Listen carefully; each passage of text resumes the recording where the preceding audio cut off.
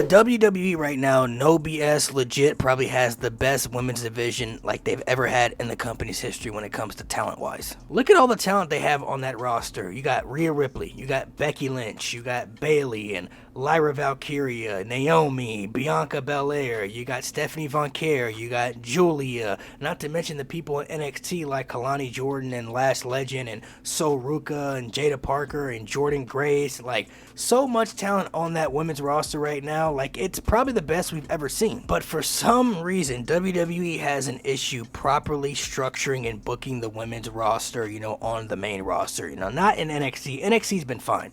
I'm not gonna lie to you, NXT right now has a lock on that women's division, giving them good presentation, good storylines, and making them feel important to the product. But shoot, on Raw or SmackDown, it's a different story. We just finally got the second all-women's pay-per-view Evolution for the second time in WWE history, and not only was that one of the best wrestling shows of the year in 2025, it's probably the best WWE PLE we've had so far this year. And the main reason why the pay-per-view was so spectacular is because every match was pretty good. Some matches even were excellent at the highest level. Like, the match quality was incredible. I was never one of the haters and doubters about this show being even bad in general. Like, a lot of people weren't really rocking with the show because the lackluster of builds going into this show, which we're going to talk about in a minute, but I never had a doubt that overall the show was going to be good because the women are so talented. You have so much freaking talent in that division. The show could be nothing but great. But the lackluster of storylines and builds is the main issue they have for that women's division, bro, especially for their top champions. Tiffany Stratton hasn't really done much since she won the championship. She hasn't really even had a storyline that really stood out to feel like big enough on the brand that she's on to really kind of feel like, to make her an important champion of the show and the storyline that people could really sink their teeth into and really like fully be invested into 100% to really be like considered one of the best storylines on the product. All she's done is beat Charlotte Flair in a storyline build going into that WrestleMania, which was horrible if you ask me, and had a repetitive feud with Nia Jax that we've already seen her have before she was even champion. And she just got a win over Trish Stratus, which honestly was good and big for her, and that match honestly probably overexceeded expectations to be as good as it was, but storyline wise, she ain't got nothing that stands out. My gosh, especially that stupid vortex that they have stuck with that women's world championship right now, bro. It's like a cancer, honestly, for anybody who holds that championship due to the lackluster of builds and stories. Like, it's ridiculous. Now, I'm hoping they can get Naomi right, because I'm a big Naomi fan, and I was one of the people that said when she came back to WWE, she got to turn heel because that glow gimmick had ran its course, and they were never going to push that and propel that up here to make her a main event star. Like, the glow gimmick was just never something they were going to really push at their higher level. But this heel version of Naomi, the character work is good. Her matches have been solid. Like, I feel like this is the best version of Naomi we're probably going to get, and I'm really excited for it. She deserves to be the women's world champion, and she deserves a push as the world champion. But it's one thing to actually win a championship. It's another thing to actually have a good run as champion afterwards. And that's one of the main issues we have seen with this division. We've had a lot of good big championship wins, but the lackluster of storylines and builds afterwards have followed like everybody who's held that championship. You look at Rhea Ripley. Rhea Ripley had a great win for that championship, but my gosh, I mean, that championship got stale pretty fast when she was holding it because she was doing more Judgment Day stuff than opposed to actually defending her championship and being a part of stories revolving around the title. Like, she was the women's world champion, but was having more storylines revolved around what the group she was in doing opposed to actually her defending the championship and being the top champion on the roster. And with her having lackluster storylines, you know what that meant? She was barely having matches. She was barely even wrestling on TV, even pay-per-views at times. And look, I'm an understandable fan. I get you want to prevent, high injuries with one of your top superstars. Maybe that's why certain superstars are going to part-time schedules in this modern era to prevent injuries, because we've seen a lot of superstars back in the day who were running full speed and always would get hurt as champion, and it's just something you don't want to see happen with your top stars. But in the words of Rey Mysterio, if you remember in that promo package they had of every DVD you bought, when they said please don't try this at home, Rey Mysterio said injuries could happen at any time. Legit.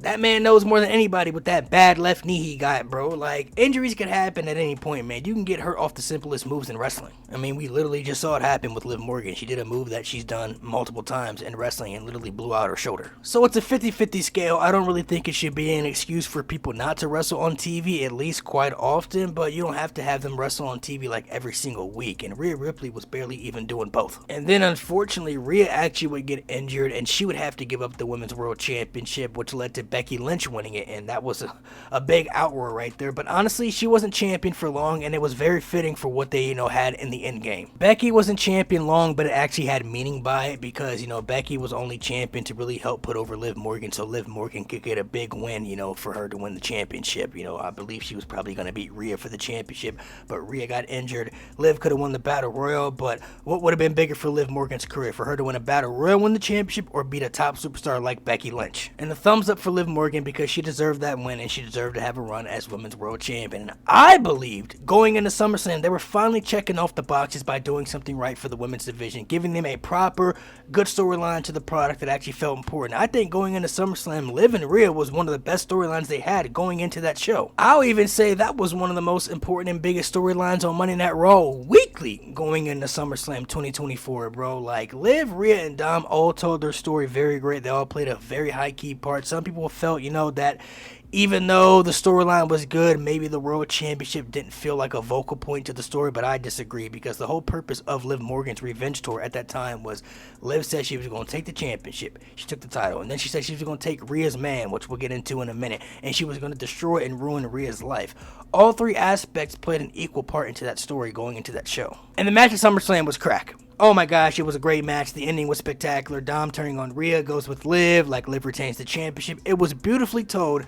And then afterwards, it just went all over the place. It just got dragged out so long, and then, Raquel got involved and came back as his terrible bodyguard, which I absolutely hated, and I knew that honestly was going to turn out to be something bad because I felt like Raquel coming back to protect Liv Morgan, she was really above that. I felt like Raquel could have just stood out on her own and maybe just cost Rhea the match and had a feud with Rhea, and Liv could have moved on, do something by herself, but they had to make Raquel the bodyguard, which I already knew wasn't going to turn out to be good, and Raquel probably turned out to be the worst bodyguard ever. It dragged out, like I said, for so long, and Rhea always winning the championship back was always 100% going to be the end game. Liv Morgan was never going to win the feud. Rhea was going to win the championship back because she's the most popular women's superstar they have in that division, and with WrestleMania coming up, Rhea was going to go into WrestleMania, their biggest show of the year, either as champion or fighting for the championship. And when she won the championship back, we knew that WrestleMania she was going to go in as champion, at least we thought, because then she lost to Io, and Io winning was a big shocker, but you know what?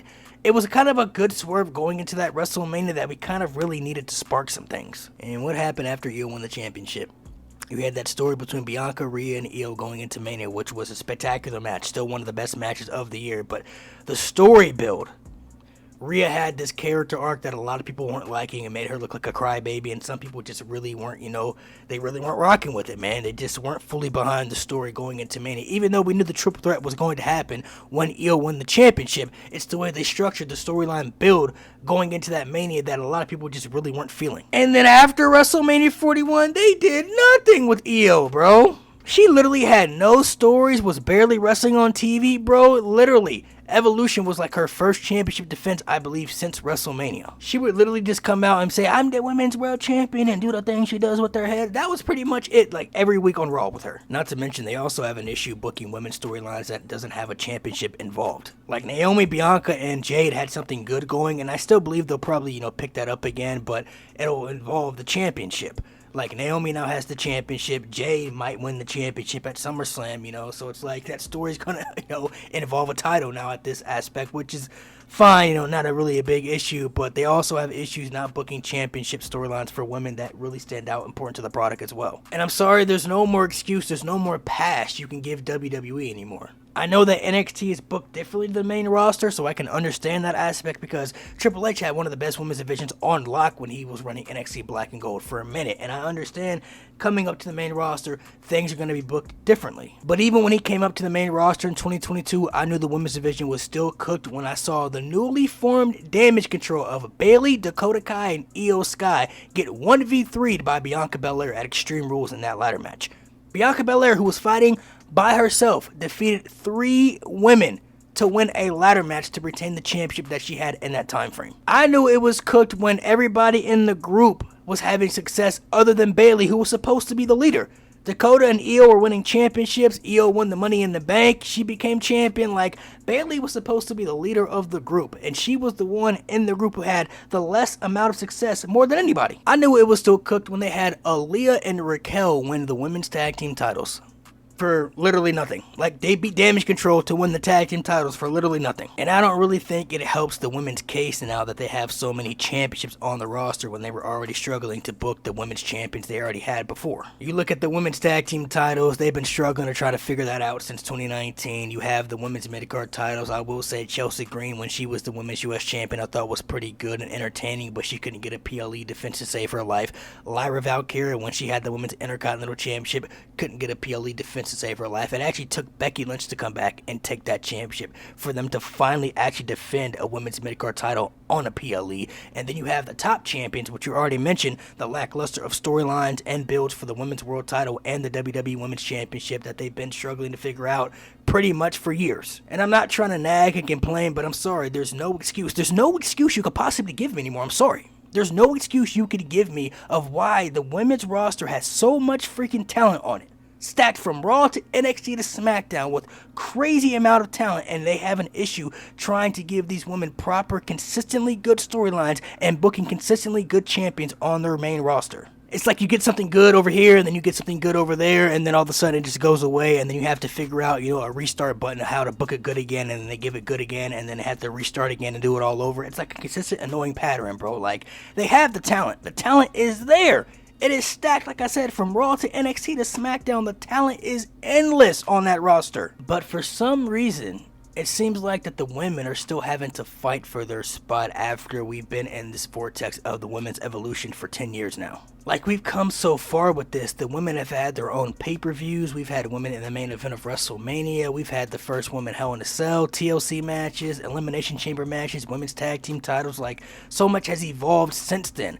But why are we still struggling to figure this out for the women, giving them consistent, keyword, consistently good stories and consistently booking their champions to actually make them stand out, to feel just as important as you do with the men? Like, if they wanted to start pushing certain women in the main event scene, Rhea Ripley is one of the top 5 most over superstars in the company. You could even say top 3 most over superstars in the company right now.